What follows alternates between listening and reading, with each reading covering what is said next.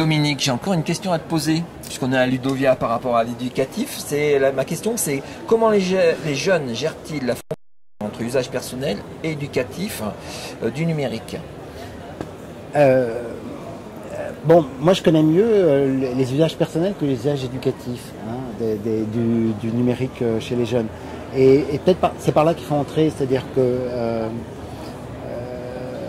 et moi ça m'a beaucoup, c'est assez central, ce qui est arrivé avec les réseaux sociaux, qui a été porté par la jeunesse. Bon, maintenant c'est une pratique qui s'est généralisée, même si le centre de gravité de l'usage reste toujours assez jeune. C'est que les usages du numérique étaient associés à la sociabilité et à la construction de soi. Et donc on a ce rapport assez complexe et intéressant entre la fabrication de soi, de son identité, de la manière dont les autres nous voient, de la mise en avant de ses goûts, de ses choix, de ses orientations sexuelles, politiques, musicales.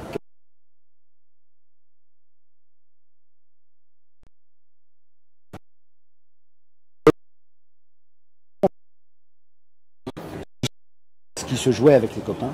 Et donc ce qui est au cœur de l'affaire, c'est qu'ensuite on l'échange avec les copains, puis on se surveille mutuellement, on se commente mutuellement, et on crée cet espace de conversation élargi. Et d'une certaine manière, les pratiques numériques des jeunes, c'est d'abord un espace de sociabilité. Et moi j'insiste beaucoup là-dessus. C'est pas un espace public. D'ailleurs, ils sont pas forcément très adroits dans la navigation, dans le grand web, dans le far west des multiples sites web. Même ils n'y vont pas forcément. On a vu tout à l'heure avec Snorkamp François Jourde, qui est un prof de philosophie à Bruxelles qui utilise le numérique. En discutant avec lui, une fois il m'avait dit, il avait cette expression qui m'est restée, c'est les étudiants, c'est un peu des ploucs du numérique. Ils se construisent leur petit village relationnel, et puis ils restent entre eux en petits groupes, et puis ils vont pas tellement au-delà de ce village-là. Oui, alors c'est assez vrai. Après, il faut regarder les différences sociales, parce qu'il ne faut jamais oublier que la sociabilité, elle est assez fermée sur elle-même et sur la bande, dans les milieux où il y a peu de diplômes et les milieux plus populaires, dans lesquels il y a effectivement un esprit d'ancrage local et territorial de la sociabilité. Et là, on est effectivement dans le village et on affronte assez peu, ou rarement, ou bien dans des zones très spécifiques de culture populaire, Internet. Les étudiants plus diplômés, etc., ont de sociabilité, ça se ferait dans la vraie vie, des amis qui sont différents. Puis plus facilement sur le web. Mais l'idée en tout cas que les usages numériques qui servent d'abord à la construction de l'espace des copains, de la bande et de la nébuleuse qui entoure la bande et des zones d'intérêt thématiques que partagent les individus, c'est très central dans les usages numériques. Alors, ces usages qui sont de loisirs, de sociabilité, moi je crois qu'ils sont essentiels et importants. Il ne s'agit surtout pas de les dénigrer comme étant du bavardage, des blagues humoristiques. Alors, ce qui est beaucoup ça, des blagues humoristiques, aussi de la chamaillerie, et puis toutes les rivalités qui peuvent être parfois très cruelles d'ailleurs entre eux, les échanges amoureux, etc. Évidemment, ils appartiennent au monde de la fabrication de la jeunesse et très fréquemment, on a d'ailleurs dit avec justesse que c'était la chambre à soi, qu'il fallait éviter que les parents et les pédagogues n'interviennent dans cet espace, que c'est un espace qui, à partir de l'adolescence, devient le cœur de la construction identitaire pour les jeunes, et qu'il fallait y veiller, mais ne pas pénétrer cet espace. Et du coup, moi, il me semble que ça pose vraiment la question centrale, mais moi, je ne connais pas suffisamment, j'ai envie de te la réadresser, ou de la réadresser aux gens qui sont là à Ludovia. C'est qu'on voit bien qu'on peut créer aussi, et les expériences les plus riches qui sont montrées ici le montrent, un espace d'une sociabilité, mais qui là est lié au travail scolaire, au partage de connaissances, ou qui est lié aux formes de réalisation que doivent conduire les élèves dans le cadre d'un dispositif avec ses propres règles et procédures, qui est le dispositif d'apprentissage scolaire. Alors, est-ce que les deux doivent s'interpénétrer? Je crois que c'est une... Je crois que maintenant, les outils, surtout, ils permettent des solutions dans lesquelles ils peuvent se mêler sans se mêler vraiment. Sur Facebook, on a vu se développer considérablement les groupes. Et les groupes, c'est des espaces dans lesquels, bon, j'ai ma fiche individuelle où je déconne avec mes copains, mais je participe aussi au groupe de la classe et on échange des choses à l'intérieur. Et on ne circule pas entre ces espaces où on peut circuler modérément entre ces espaces parce que les fermetures ne sont jamais très complètes. Et donc créer des zones dans lesquelles quelque chose qui, moi, me semble central dans les transformations et qui, là, rejoignent et la culture juvénile de la sociabilité et les formes des attentes juvéniles à l'égard du système scolaire, qui est l'idée d'une individualisation des formes créatives de la construction de soi. Hein. C'est-à-dire que, alors ça c'est lié aux transformations de nos sociétés, c'est qu'on ne veut plus être dans la norme, on ne veut plus appartenir à la catégorie bon élève, parce que que tout le monde sait, etc. Il faut aussi qu'on attache une dimension personnelle, singularisante, dans la construction et de son profil sur Facebook, hein, ne pas être comme les copains, avoir quelque chose de plus, et aussi dans les formes nouvelles d'acquisition de compétences et de réussite scolaire, dans lesquelles on doit aussi marquer quelque chose d'une signature créative des individus. Et là, du coup, des choses apporter le numérique éducatif en relation avec les cultures de sociabilité, c'est de faire partager des choses qu'on a faites dans l'enceinte scolaire, de les faire partager dans le réseau des copains, qui recouvrent très fréquemment l'espace scolaire, puisque c'est deux mondes qui sont très étroitement encastrés. Mais pas que. Hein. On sait qu'on a aussi des goûts, des pratiques sportives, je ne sais quoi, des copains, on a déménagé, etc. Je vais citer un exemple, et on fait circuler des choses. Un exemple de ça, où moi je travaille aussi dans le monde du sport, et j'ai discuté avec un équipe en rugby, dans le domaine des jeunes ados. Ils me disent je filme mes entraînements et je suis très surpris parce que dès que j'ai commencé à faire ça pour améliorer les techniques et choses comme ça, tout de suite les gamins ont repris les vidéos sur YouTube en les mettant sur leur Facebook en disant regardez ce que je sais faire. Donc ça valorise aussi l'action, mon action, ils sont contents, ils le montrent à leurs copains.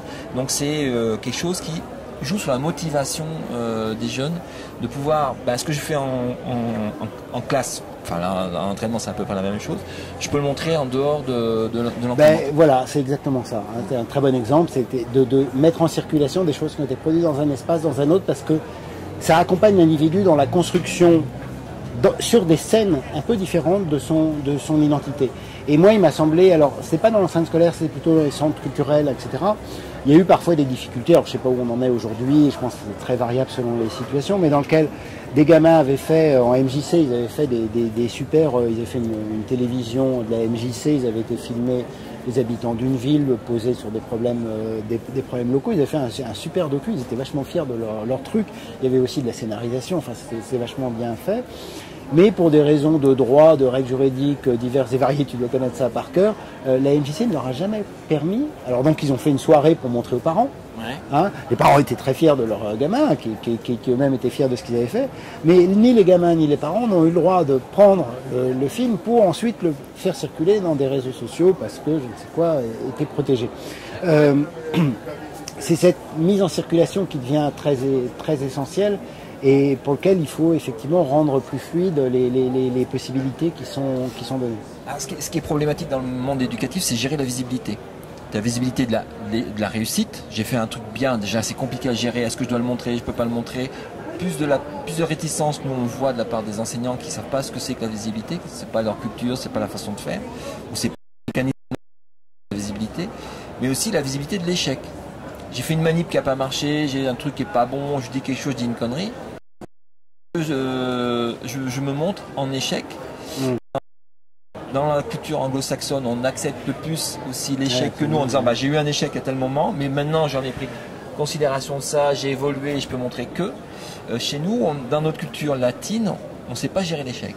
Je crois que tu pointes là sur deux terrains, en fait le même problème qui est très au fait que ce dispositif, que j'ai décrit très positivement, peut aussi avoir des conséquences assez complexes, qui est que dans l'individualisation et le marché de la reconnaissance qu'il crée, puisque cette individualisation créative, elle passe par la reconnaissance. Donc il faut qu'on ait des likes, il faut que... et sinon des vues, etc. Et si on les a pas, on n'a pas de réputation, et donc c'est l'image de soi qui s'en ressent. Et donc ça favorise ceux qui réussissent. Et ceux qui réussissent, c'est toujours les mêmes. C'est-à-dire qu'on va retrouver les distributions sociales et culturelles.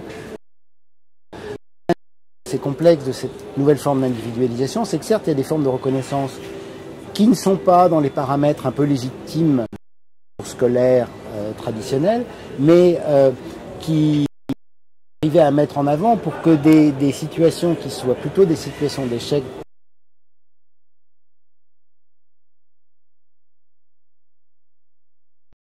d'autres manières aussi de construire sa personnalité en montrant qu'on a des qualités et des compétences. Mais ça crée quand même un marché des individus et des réputations. Hein. Et ce dispositif dans lequel on a un marché des individus et des réputations, on a l'impression qu'il apporte énormément de bénéfices, et c'est incontestable qu'il apporte énormément de bénéfices à ceux qui sont réputés, hein, et pour leur qualité et leur connaissance. Ça laisse aussi dans l'ombre tous les autres. Hein.